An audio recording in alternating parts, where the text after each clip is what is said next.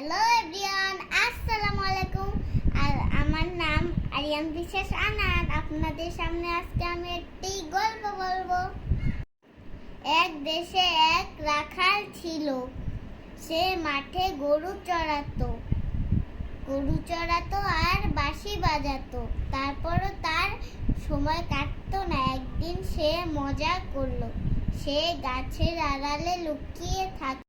তারপর বলল, বাঘ এসেছে। গ্রামবাসীরা দৌড়ে এলো। সবাইকে বোকা বানিয়ে রাখাল খুব মজা পেল। এরকম সে অনেক দিন করলো। তারপর গ্রামবাসীরা খুব রাগ করলো।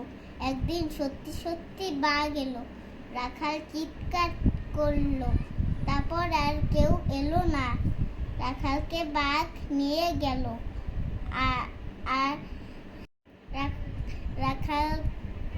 রাখালকে আর খুঁজে পাওয়া গেল।